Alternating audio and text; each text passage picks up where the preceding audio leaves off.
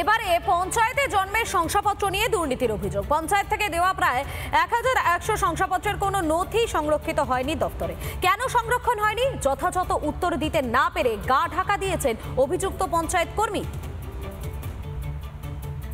একের পর এক জাল সার্টিফিকেট প্রদান করেছে নদিয়ার চাপড়া পঞ্চায়েত, আর যার কোনো নথি কিন্তু কোনো রেজিস্টারে নেই। এমনই চাঞ্চল্যকর ঘটনা নদিয়ার চাপড়া থানা এলাকায়।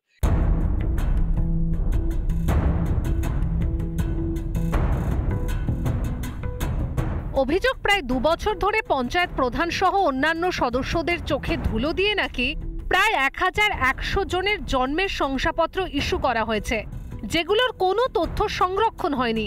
কাঠগড়ায় চাপড়ার হৃদয়পুর পঞ্চায়েতের কর্মী আশিস কর্মকার।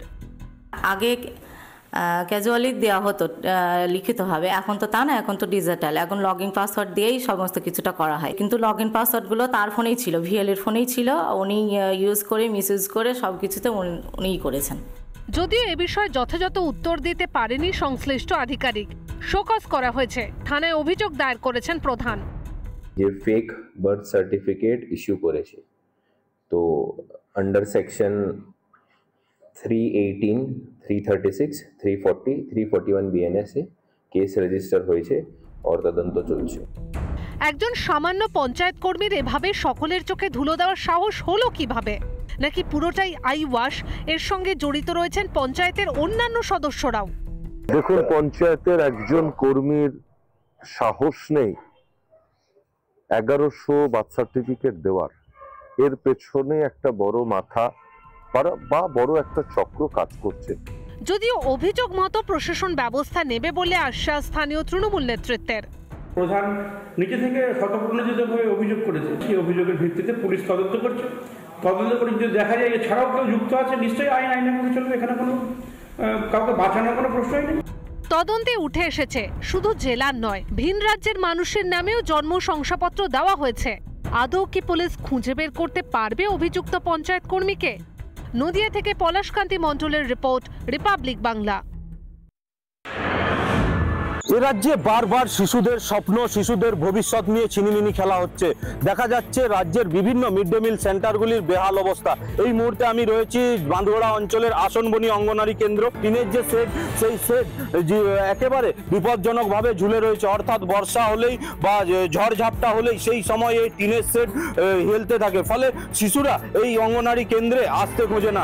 আসনবনি সহ তার আশেপাশে প্রায় 6টি গ্রামের খুদে পড়ুয়া থেকে মায়েরা তারা এই অঙ্গনারী কেন্দ্রে আসে মিড ডে মিলের খাবার নিতে, এমনকি পড়াশোনার জন্য খুদে পড়ুয়ারা আসে। কিন্তু দেখা যাচ্ছে এই মুহূর্তে যে অবস্থা, এখানে অঙ্গনারী কেন্দ্রে খুদে পড়ুয়াদের দেখা যাচ্ছে না। কেবলমাত্র টিফিন রয়েছে, তাদের যে অঙ্গনারী কেন্দ্রের যে মিড ডে মিল, সেই মিড ডে মিল নিয়ে যাওয়ার জন্য টিফিন রয়েছে। অভিভাবকরা খুদে পড়ুয়াদের পাঠাতে যেমন ভয় পাচ্ছে, তেমনই খুদে পড়ুয়াদেরও জীবনের ঝুঁকি থাকছে। কবে হাল ফিরবে এই সমস্ত অঙ্গনারী কেন্দ্রগুলিতে? কবে ঘুরে তাকাবে প্রশাসন? ঝাড়গ্রাম থেকে রবীন্দ্রনাথ মাইতি, রিপাবলিক বাংলা। কলকাতায় সিবিআই এর জয়েন্ট ডিরেক্টর রমানুজ গির সূত্রের খবর, অভয়া ধর্ষণ এবং খুনের মামলায় আদালতে দ্বিতীয় সাপ্লিমেন্টারি চার্জশিট জমা দিতে চলেছে সিবিআই। তার আগে স্পেশাল ক্রাইম ব্রাঞ্চ এবং অ্যান্টি কারাপশন ব্রাঞ্চের সঙ্গে বিশেষ বৈঠক সারলেন সিবিআই এর জয়েন্ট ডিরেক্টর।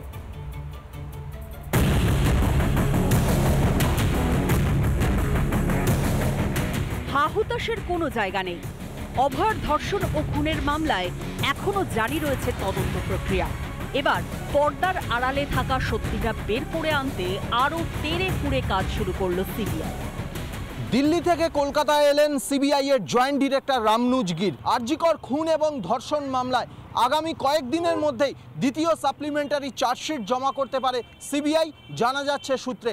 সেই চার্জশিটে কাদের কাদের নাম থাকতে পারে, সেই চার্জশিটের রূপরেখা নিয়ে তদন্তকারী আধিকারিক এবং আইনজীবীদের সঙ্গে বৈঠক করেছেন জয়েন্ট ডিরেক্টর রমানুজ গির। অভয়াকাণ্ডের তদন্ত ছাড়াও আরজিকরের দুর্নীতির তদন্তেও তৎপর কেন্দ্রীয় তদন্তকারী সংস্থা। আরজিকর দুর্নীতির মামলায় সিবিআই এর অ্যান্টি কারাপশন ব্রাঞ্চের যে অফিসাররা তদন্ত করছেন তাদের সঙ্গে এবং সেই মামলার আইনজীবীদের সঙ্গে বৈঠক করেন নিজাম প্যালেসে। দীর্ঘক্ষণ বৈঠক করেছেন সিবিআই এর জয়েন্ট ডিরেক্টর রমানুজ গির। তদন্ত যে থিতিয়ে পড়েনি সিবিআইয়ের সাম্প্রতিক বহু কর্মকাণ্ডই সেটা বলে দিচ্ছে। কদিন আগে টালা থানায় কর্তব্যরত 11 জন পুলিশ কর্মীকে অভয়ার ধর্ষণ ও খুন মামলায় জিজ্ঞাসাবাদ করেছে কেন্দ্রীয় এজেন্সি। এদিনের বৈঠকের পর আরও আশার আলো দেখতে পাওয়া যাচ্ছে। অভয়ার মা বাবা দিল্লিতে গিয়ে সিবিআই এর যে ডিরেক্টর তার সাথে দেখা করে এবং তারপরেই সিবিআই এর জয়েন্ট ডিরেক্টরের শহরে আসা এবং সেখানে যে স্পেশাল ক্রাইম ব্রাঞ্চ যার তদন্ত করছে আরজি করের খুন ধর্ষণ মামলার 7 মাস পেরিয়ে গিয়েছে। আরজি করের তরুণী চিকিৎসকের ধর্ষণ ও খুনের ঘটনায় এখনো অনেক ধোঁয়াশা। সঞ্জয় রায় নিম্ন আদালতে দোষী সাব্যস্ত হয়েছে বটে, কিন্তু বহু প্রশ্নের উত্তর এখনো মেলেনি। এই পরিস্থিতিতেই আপামোর রাজ্যবাসীর নজর রয়েছে সিবিআইয়ের দ্বিতীয় সাপ্লিমেন্টারি চার্জশিটের দিকে। রিপাবলিক বাংলা। নানা ধরনের কন্টেন্ট দেখার জন্য লাইক করুন, শেয়ার করুন আমাদের ফেসবুক পেজ, সাবস্ক্রাইব করুন আমাদের ইউটিউব চ্যানেল। পাশাপাশি অন্যান্য ব্রেকিং নিউজের জন্য অবশ্যই চোখ রাখুন রিপাবলিক বাংলায়।